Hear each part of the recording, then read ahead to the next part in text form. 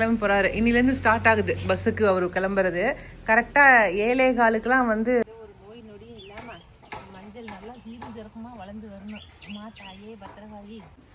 அந்தந்த காலகட்டத்துக்கு அதாவது தானாவே முளைப்பு வந்துடுது.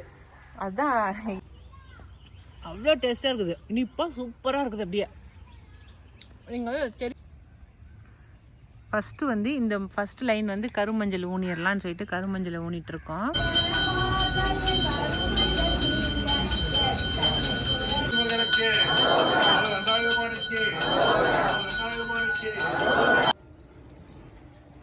எல்லாருக்கும் வணக்கம். இது நம்ம காக்கை கூட்டம்.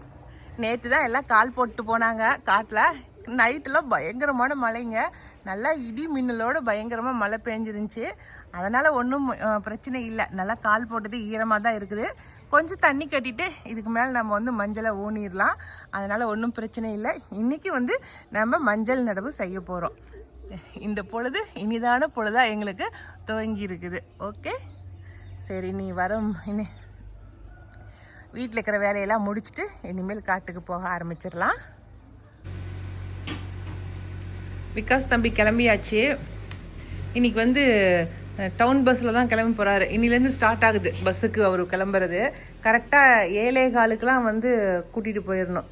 கொண்டு போய் பஸ் ஸ்டாப்பில் விட்டுட்டோமா, அங்கேருந்து டவுன் பஸ் பிடிச்சி அவர் வந்து மால்கோ ஸ்கூலுக்கு கிளம்பி போயிடுவார். தம்பி, இன்னைக்கு தானே ஃபஸ்ட்டு போகிற பஸ் டவுன் பஸ்ஸில்?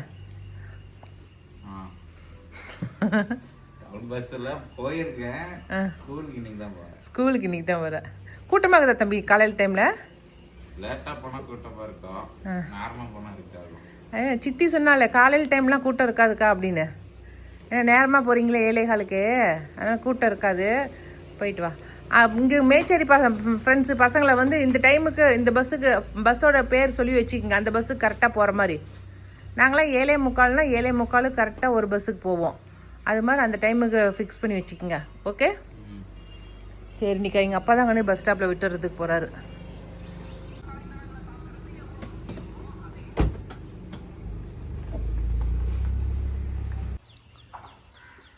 நம்ம எடுத்து வச்ச மஞ்சள் பாருங்கள் நல்லாவே முளைப்பு வந்துருச்சு பாருங்கள். அந்தந்த காலகட்டத்துக்கு அதாவது தானாகவே முளைப்பு வந்துடுது. அதுதான் இறைவனுடைய படைப்புங்கிறது. கரெக்டாக இந்த மாதமெல்லாம் முளைப்பு வந்துருச்சு. அது நாங்கள் எதுவுமே பண்ணி வைக்கல, சும்மா தண்ணி தெளித்து மட்டும் சாகுபை போட்டு மூடி வச்சுருந்தோம். அப்படியே முளைப்பு வந்துருச்சு. இப்போ இதுங்களெல்லாம் சின்ன சின்ன பீஸாக கட் பண்ணி எடுத்து கொண்டு போய் தான் இப்போ நடவு செய்ய போகிறோம். இங்கே இவங்க வந்து கட் பண்ணிட்டு இருக்காங்க. அங்கே அவங்கள எல்லாத்தையும் கூட்டிகிட்டு போய் நம்ம நடவு செஞ்சிடலாம். வயலில் பார்க்கவே அழகாக இருக்குது. அப்படியே எல்லாம் கால் போட்டு அதெல்லாம் தண்ணியை விட்டு இந்த நடவு செய்கிறதுக்கு பார்க்குறதுக்கு அழகாக இருக்குது. காட்டில் ஏதாவது ஒரு வெள்ளாமல் பண்ணிக்கிட்டே இருந்தால் தான் காடு பார்க்கவே அழகாக இருக்குது. சரி, இன்றைக்கெல்லாம் செய்யட்டும். இன்றைக்கே 2 குட்டையும் நட்டு போடணுன்னு முடிவு பண்ணியிருக்கிறோம். பார்க்கலாம் எந்த அளவுக்கு வேலை ஆகுதுன்னு.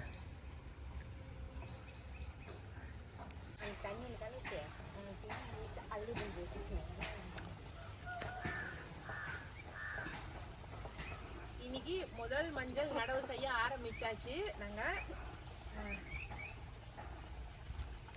வந்து கீழ் நோக்கு நாளுங்க. அதனால வந்து இன்னைக்கு தான் நடணும். நம்ம கீழே விளைச்சல் விளையிற பொருட்கள் எல்லாம் கீழ் நோக்கு நாளில் நட்டமாக்க நல்லா விளைஞ்சி வரும்னு சொல்லுவாங்க.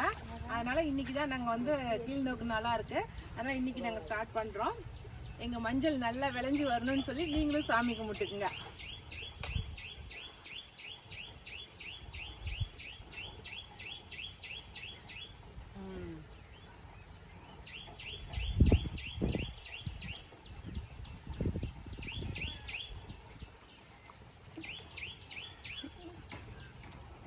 நோய் நொடியும் இல்லாம மஞ்சள் நல்லா சீரி சிறப்புமா வளர்ந்து வரணும். அம்மா தாயே பத்திரகாயி.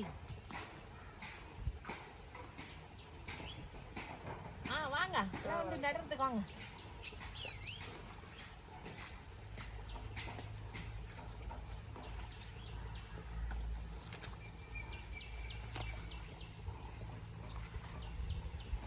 நடுக்கணும் காந்தமணி.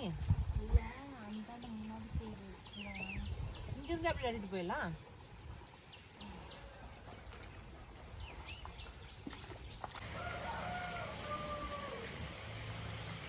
மேல்காட்டுக்கு தான் இப்போ வந்திருக்கேன். என்னென்னா செரி டொமேட்டோ வந்து நிறைய காய்ச்சிருக்குது. ஸ்வீட் செரி டொமேட்டோன்னு சொன்னாங்கன்னு சொல்லி ஒன்று வாங்கிட்டு வந்து வச்சேன் ஒரு செடி. அது சூப்பராக காய் வச்சுருக்குதுங்க. ஒரு 2 நாளைக்கு முன்னாடி வந்து நான் பறித்து சாப்பிட்டேன். ஒரு 10 காய்க்கு மேலே சாப்பிட்டேன். சரி இப்போ பறிச்சுட்டு போய் வச்சோம்மாக்கா சாயந்தரம் விக்காஸ் வரான் இல்லைங்களா, அப்படியே சாப்பிட்ருவோம். அப்படி வச்சோம்மாக்கா அதுக்கு தான் பறிக்கலான்னு அது உங்களுக்கும் காட்டுறேன் வாங்க. நம்ம இதுக்கு முன்னாடி வாங்கி வச்ச செடி எல்லாமே புளிப்பாக இருக்கும். இந்த செரி டொமேட்டோனாவே புளிப்பாக இருக்கும். ஆனால் இந்த ட்ரிப்பு வாங்கினது எல்லாமே இனிப்பாக இருக்குது. எனக்கு அதுதான் ரொம்ப சந்தோஷமாக இருக்குது. அப்படியே போட்டு ஜூஸ் போட்டு கொடுத்தாலும் குடிச்சுக்குங்களா பிள்ளைங்க. அதான் வாங்க முதல்ல பார்த்துடலாம் காயை. நான் சொன்னேன் இல்லைங்களா பழம் பழுத்துருக்குன்னு, பாருங்களே பார்க்கவே ரொம்ப சூப்பராக இருக்குல்ல.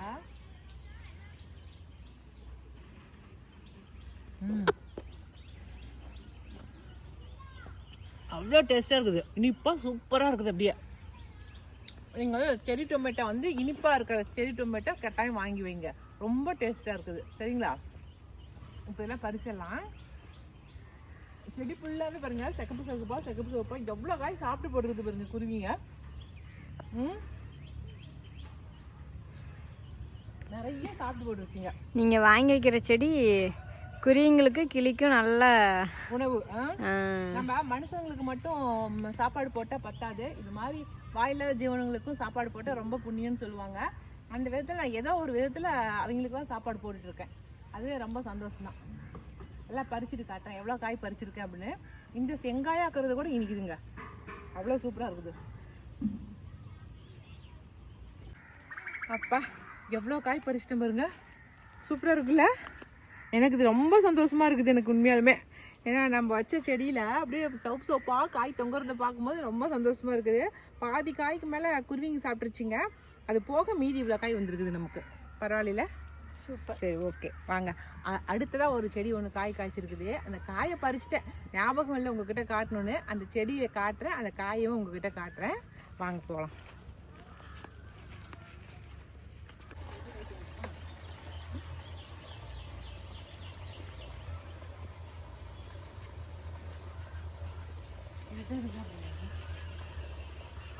இருக்குதுப்பா. பொண்டாட்டி என்ன செடி வாங்கி வச்சான்னு கூட தெரியாதாங்க உங்களுக்கு? என்ன வாங்கி வச்சிருந்தேன்.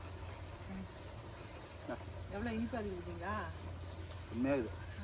சொன்னது நம்ம ஏரோப்ளைன் மேலே போகுது. தெரியாது, வா. தெரியலையே, உனக்கு தெரியாது, அது எனக்கு கண்ணுக்கு மட்டும் தான் தெரியும். இந்த மரம் தாங்க தாய் கிங் நாவல் அப்படின்னு சொல்லுவாங்க. அப்படின்னா நல்லா பெரிய சைஸ் நாவல் பழம் காய்க்குன்னு சொன்னாங்க. அது அந்த தம்பி கொடுக்கும்போது என்ன சொன்ன, அப்படி 1/4 கிலோ சைஸுக்கு நாவல் பழம் வருங்கக்கா, நல்லா பெரிய சைஸாக வரும், ஜம்போ நாவல் அப்படின்னு சொல்லி சொன்னாங்க. ஆனால் அவ்வளோ பெருசுலாம் வரலிங்க. இங்கே பாருங்கள் எவ்வளோ பெருசு வந்துருக்குதுன்னு. அதனால் அப்படிக்கு இப்படி ஜம்போ நாவல் 1/4 கிலோ சைஸ் வரும் அப்படிலாம் நினச்சி வாங்கிடாதீங்க. பாருங்கள் இவ்வளோ பெருசு தான் வந்திருக்குது. 3 காய் காய்ச்சிச்சு, ஒரு காய் சாப்பிட்டேன். இல்லை இது மரம் பெருசாக இது காய் பெருசாக வைக்குமோ என்னவோ தெரியல. மொதல் காய் 3 காய் விட்டுருக்குது. அந்த 3 காய் இந்த சைஸ் தான் இருந்துச்சு. சரிங்களா? அப்புறம் நம்ம நார்மல் நாவப்பழம் வந்து கடிச்சு சாப்பிட்டோம், உள்ளே வந்து பிங்க் நாவப்பழ கலரில் இருக்குன்னு சொல்லுவோம் இல்லைங்களா? இது அப்படிலாம் இல்லை, வெள்ளையாக இருக்குது.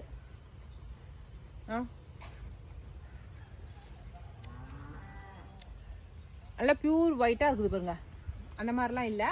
அதனால் வந்து இந்த ஜம்போ நாவல் வந்து எப்படி மரம் இருக்கும், எப்படி காய்ச்சா எப்படி இருக்கும் அப்படிங்கிறத உங்ககிட்ட காட்டிட்டேன். மரம் நம்ம நாவல் மரம் மாதிரி பெருசாக இருந்துச்சு. பூவும் நார்மலாக வைக்கிற மாதிரி தான் வச்சுருக்கு. காய் பாருங்கள் 1 2 பிஞ்சு காய் விட்டுருக்குது. ஆனால் முதல் காய்ச்சது இந்த 3 காய் தான் காய்ச்சிச்சு.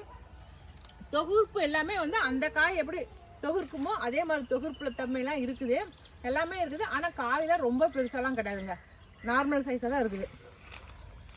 போலாமா? இன்னைக்கு 2 மரத்தோடைய நியூ அப்டேட்டை பார்த்துட்டோம். அவ்வளோதான், போகலாம் வீட்டுக்கு.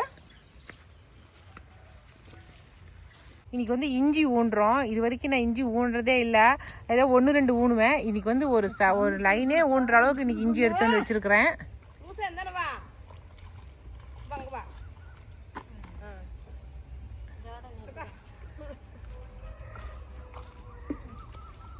அம்மா எவ்வளோ இருக்குது இஞ்சி காட்டு. இப்படி இந்த பக்கம் ஊனிக்கிறதுமா? இந்த இவ்வளோ இஞ்சி இருக்குது. ஒரு 1/2 கிலோ இருக்குமா, 1/4 கிலோ இருக்குமாம்மா? அது பச்சையாக தான் 1/2 கிலோ இருக்கும். இப்போ காஞ்சி போச்சு. ஆமாம்.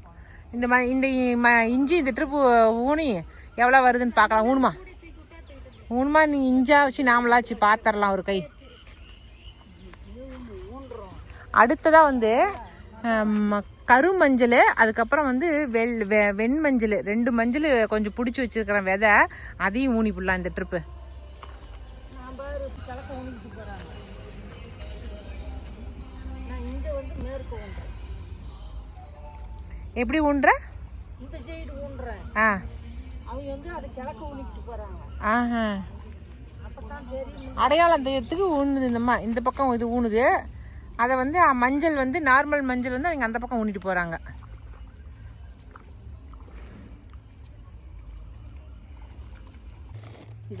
அது வந்து கருமஞ்சள். இது கருமஞ்சள்.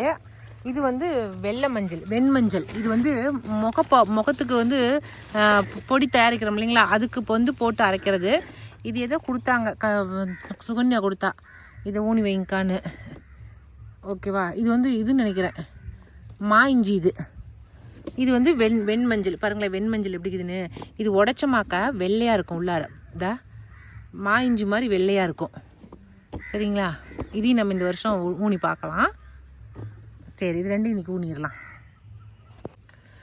இது பாருங்க கருமஞ்சள். இது அதுக்கு அதோட எடுத்து வச்சிரு. இதுல கருமஞ்சள். கருமஞ்சள் பாருங்க, உடைச்சா உள்ளார கருமஞ்சளா கருப்பா வட்டமா இருக்கு. அதனால இது மட்டும் தான் இருக்கு. ஒரு 1/2 கிலோ வாங்கினேன் நான். இந்த 1/2 கிலோ மஞ்சளையும் ஊனி விடலாம், கருமஞ்சளை. அது வந்து வெண்மஞ்சள், வெள்ளையா இருக்குது. ஓகே, இது ரெண்டையும் ஊனிடலாம். ஃபர்ஸ்ட் வந்து இந்த ஃபர்ஸ்ட் லைன் வந்து கருமஞ்சள் ஊனிடலான்னு சொல்லிட்டு கருமஞ்சளை ஊனிட்டு இருக்கோம். ஒரு செடி கருமஞ்சள் செடி 500 ரூபான்னு சொல்லி போட்டுலாம் நான் வாங்கியிருக்கேன். என்னால் காப்பாற்ற முடியவே இல்லை கருமஞ்சள். இப்போ வந்து நிறைய இடத்துல கிடைக்குது கருமஞ்சள், அதனால தான் சரி வாங்கினேன். இது கூட வந்து நம்ம முகத்துக்கு வந்து பவுடர் தயாரிக்கிறோம் இல்லையா, பொடி தயாரிக்கிறோம் இல்லையா, அதுக்கு நம்ம யூஸ் பண்ணிக்கலாம். ஒரு சிலர் வந்து சமையலுக்கு பயன்படுத்தலான்னு சொல்கிறாங்க, ஆனால் ஒரு சிலர் வந்து சமையலுக்கு பயன்படுத்தக்கூடாது அப்படிங்கிறாங்க. ஆனால் எந்தளவுக்கு உண்மைன்னு தெரியல எனக்கு. இதை பற்றி கொஞ்சம் செக் பண்ணி பார்க்கணும். இதை பற்றி நிறையா படித்து தெரிஞ்சுக்கிட்டே தான் இது எதுக்கு யூஸ் பண்ணுறது அப்படிங்கிறது தெரியும். ஆனால் முகத்துக்கு வந்து பவுட்ரு பொடி தயாரிக்கும் போது இதை போட்டு தயாரிக்கலாம், அது எனக்கு நல்லாவே தெரியும். மற்றபடி மற்ற எதுக்கு யூஸ் ஆகுது அப்படிங்கிறத இதுக்கு மேலே தான் தெரிஞ்சுக்கணும். உங்களுக்கு யாருக்காவது தெரிஞ்சால் சொல்லுங்கள்.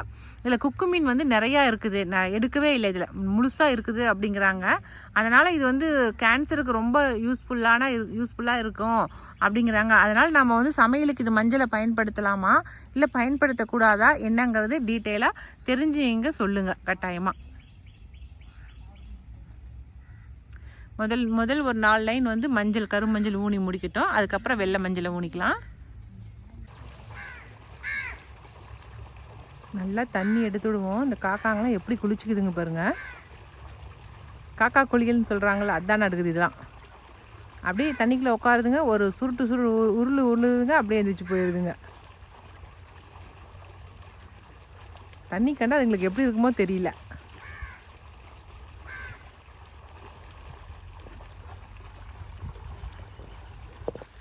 இன்னும் கொஞ்சம் முன்னாடி வேலை முடிஞ்சிருக்கும், கரண்ட் வர போயிடுச்சு கொஞ்ச நேரம்.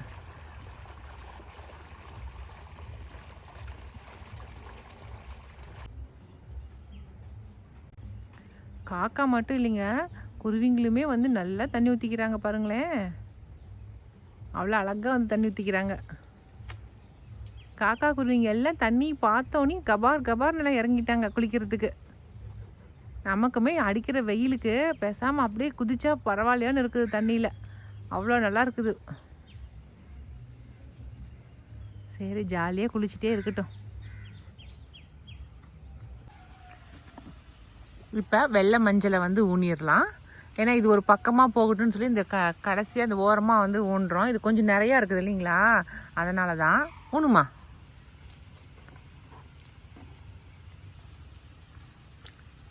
மஞ்சள் ஃபுல்லாகவே இப்போ நட்டு முடிச்சாச்சு, ஊனி முடிச்சாச்சு பாருங்கள். ஃபுல்லாக ஊனிட்டு வந்துட்டாங்க, இன்னும் கடைசியாக வந்துட்டாங்க. இப்போ இதில் கொஞ்சம் வெள்ளை மஞ்சளை ஊனிட்டு மீதி இருக்கிற இடத்துல நம்ம நார்மல் மஞ்சளை ஊனிடலாம். அந்த மஞ்சள் மலையை தான் இது அடையாளம் தெரியணுங்கிறதுக்காக தான் ஒரு ஓரக்கடையாக நடுறோம். மஞ்சள் நடவு எல்லாம் செஞ்சு முடிச்சுட்டு அதுக்கப்புறம் கோயிலுக்கு போகலான்னு தாங்க கிளம்பி போனோம். ஏன்னா இன்றைக்கி வந்து வைகாசி விசாகம் இல்லைங்களா, முருகருடைய பிறந்தநாள் இல்லையா, அதனால் கோயிலுக்கு போயிட்டு வரலாம் அப்படின்னு சொல்லிட்டு போனோம். முருகருக்கு வந்து பாலும் நம்ம தோட்டத்தில் இருக்குது இல்லைங்களா இளநீர், அதனால் இளநீரும் கொண்டுட்டு போயிருந்தேன். ஏன்னா ரெண்டுமே அபிஷேகத்துக்கு கொடுக்கலான்னு சொல்லி போயிருந்தேன். கரெக்டான டைமுக்கு நான் கொண்டுட்டு போயிட்டேங்க. கரெக்டாக அண்டாவில் வச்சுருந்தாங்க பாலை, அதில் கொண்டு போய் பால் ஊற்றிட்டேன். அதுக்கப்புறம் இளநீயும் உடச்சி கொடுத்தேன், ஒரு குடத்தில் ஊற்றி அதையும் எடுத்துக்கிட்டாங்க. கரெக்டாக உட்காந்து அபிஷேகம் முழுசாக பார்த்தேன். பால் அபிஷேகத்தை மட்டும்தான் உங்களுக்கு வீடியோ எடுத்திருந்தேன். பால் அபிஷேகம் பார்த்துட்டு அங்கேயே 1 மணி நேரம் உட்காந்துருந்து அபிஷேகம்லாம் முடிஞ்சதுக்கப்புறம் அலங்காரம் பண்ணியிருந்தாங்க. அந்த அலங்காரத்தில் நம்ம முருகரை பார்க்கும்போது அப்படியே பழனியில் இருக்கிற முருகர் மாதிரியே இருந்துச்சுங்க. ராஜ அலங்காரத்தில் பழனியில் முருகர் எப்படி இருப்பாரோ அது மாதிரி அலங்காரம் பண்ணியிருந்தாங்க. ரொம்ப அழகாக இருந்துச்சு. கீழே வந்து தங்க தாமரையில் முருகர் ராஜ அலங்காரத்தோடு இருந்தால் எப்படி இருக்குமோ அந்த மாதிரி அலங்காரம் பண்ணியிருந்தார். பார்க்க இன்னும் 1000 கண்ணு வேணும்னு சொல்லுவோம் இல்லைங்களா, அந்த மாதிரி இருந்துச்சு. அவ்வளோ சூப்பராக இருந்தார். பூஜைகள் எல்லாம் சிறப்பாக முடிஞ்சதுக்கப்புறம் சிலையை எடுத்துக்கிட்டு கருவறையை சுற்றி ஒரு 3 முறை வந்து சுற்றி வந்தாங்க. சாமியோட கற்பூரத்தட்டோடு 3 முறை சுற்றி வந்தாங்க. இது பார்க்குறதுக்கே ரொம்ப நல்லா இருந்துச்சு. அதுக்கப்புறம் அதெல்லாம் பார்த்துட்டு பிரசாதம் கொடுக்க ஆரம்பிச்சிட்டாங்க. நான் பிரசாதம் வாங்க வேண்டாம், நம்ம அப்படியே வீட்டுக்கு போகலான்னு சொல்லி கிளம்பினேன். ஆனால் அங்கேருந்து ஒரு பெரியவர் வந்து, நீ கிளம்பாத இருமா, நான் உனக்கு பிரசாதம் வாங்கி தரேன்னு சொல்லி ஒரு பிளேட் எடுத்து வந்து அவரே கையில் கொடுத்து இங்கே போய் வாங்கிக்கோன்னு சொன்னார். எனக்கு அதுவே ரொம்ப சந்தோஷமாக முருகரே வந்து பிரசாதம் வாங்கிப்போன்னு சொன்ன மாதிரி இருந்துச்சு. அவ்வளோதாங்க, இன்றைக்கி வீடியோ இதோட முடிஞ்சிருச்சுங்க. இன்றைக்கி முழுக்க மஞ்சளோடைய நடவை பற்றி தான் சொல்லியிருக்கேன். இந்த வீடியோ பிடிச்சிருந்தா லைக் பண்ணுங்கள். மறக்காமல் நம்ம காக்கை கூட்டத்துக்கு சப்ஸ்கிரைப் பண்ணிடுங்க. இனி அடுத்த ஒரு புது வீடியோவில் சந்திக்கலாம். நம்ம வீட்லேயுமே வந்து 6 தீபம் ஏற்றி சாமி கும்பிட்டுட்டு அதுக்கப்புறம் தாங்க கோயிலுக்குமே நான் போயிட்டு வந்தேன்.